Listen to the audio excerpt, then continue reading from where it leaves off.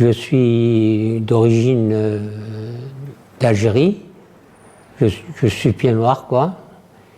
Et je suis arrivé en France en 1962.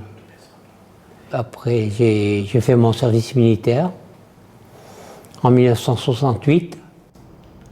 Et c'est là que mes parents ont déménagé pour arriver au Mail de Fontenay en 1968. Et je suis resté là et j'ai connu ma femme à la clinique de la Pigeonnière, qui n'existe plus maintenant. Et cette clinique était située à la limite de La Courneuve et du Bourget, où il y a le parc départemental actuellement. Et j'ai connu ma femme à cet endroit-là. Et pourtant, on habitait tous les deux au Mail de Fontenay et on ne se connaissait pas. Je venais de Paris, c'était à l'époque Monsieur Tibéri, oui, qui nous a expulsés de Paris. À l'époque, ils expulsaient tout le monde sur la Courneuve. Je suis arrivée en 68-69, pareil que mon mari. J'habite avec maman. J'avais quel âge, je sais pas. 23-24 ans, je crois. Et on est resté là, et puis ça nous faisait tout drôle parce que c'était à la campagne pour nous, il y avait les champs, tout ça, ça changeait. Lui, il était au H, moi, j'étais au F. Moi, les garçons, ça ne m'intéressait pas. Le sport. Le sport. On s'est connus à la clinique de la Pigeonnière, comme je vous ai dit. Elle était opérée du coccyx parce qu'elle était tombée en faisant du sport. Et ma maman était sur le lit à côté, qui était opérée de l'appendicite, et c'est là qu'on s'est connus. On s'est mariés, j'ai eu mon fils en 73, dont j'ai décidé de l'élever, je ne voulais pas le mettre en nourrice. Et je me suis mise en assistante maternelle, avec le PMI, chez ma maman. Ma belle-mère vivait avec nous.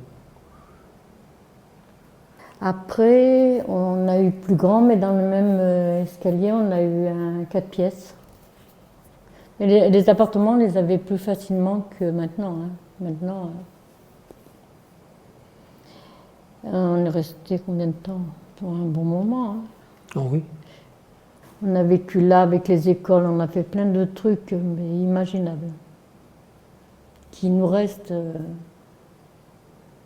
Il y avait des carnavals, on faisait des costumes. C'était. C'est plus cette. Maintenant, c'est chacun pour soi, je pense. Il n'y a plus. Si, il y a les associations. Hein. Nous, on fait partie du Restant du Cœur, on a fait partie du Secours populaire, on va à la Maison pour tous. On est actifs encore. Hein.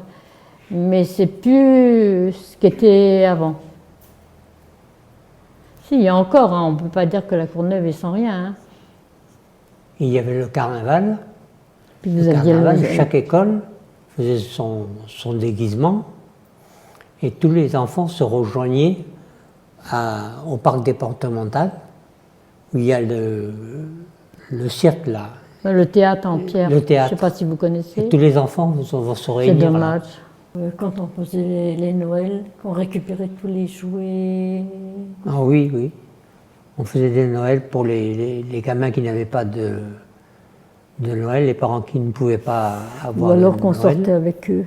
On collectait des jouets un peu de partout. On allait même voir des commerçants pour avoir des jouets. Et puis on faisait un goûter pour les enfants, pour leur donner un Noël qu'ils ne pouvaient pas avoir avec leurs parents. Quand il y a eu les premières choses qui se sont passées à la Courneuve. Hein. Je pense que ça a été le commencement où il y a eu la drogue, où il y a eu ces fameux tirs, tout ça. Pour nous, le plus dur, ça a été le centre commercial. Parce qu'il y avait une vie dans ce centre commercial. Dans le centre commercial, il y avait des marchands de meubles, il y avait un bijoutier, il y avait 2 banques, c'était énorme. Il y avait Bata, il y avait commercial. André, il y avait... Mais les usines, c'est pareil, hein, la Satam, quand elle a fermé, ça a été dur. Hein. Si on était vraiment avec les commerçants, il y avait un lien aussi qui... Puis on habitait tous dans les HLM, hein, parce qu'ils avaient leur magasin, mais ils avaient l'appartement. Nous, en face de chez nous, on avait la fleuriste. Ils avaient l'appartement. C'est Madame Lefebvre à l'époque. Mhm. Ils étaient très gentils. Hein. C'était... Il n'y avait pas de... Ils étaient là à notre mariage, ils nous ont fait nos fleurs, tout. Ça a été...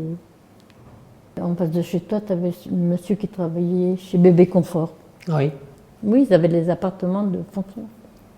Et le maire, il était bijoutier, il était logé au Mail. Qu'est-ce qu'il y avait comme commerçant encore? Il y avait Madame Lefebvre. Non, la plupart, ils étaient sur le Mail. Oui, ils habitaient. Et après, ils ont été...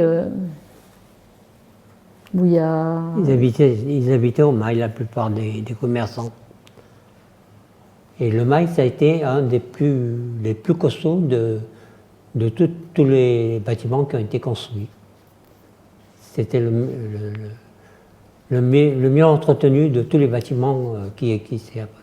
Quand il va partir, c'est un moment de notre vie qui... Tout ce qu'on a passé, qui s'en va quand même. Il reste dans notre cœur. On en parle, même si on rencontre quelqu'un qui... On en parle toujours. Hein.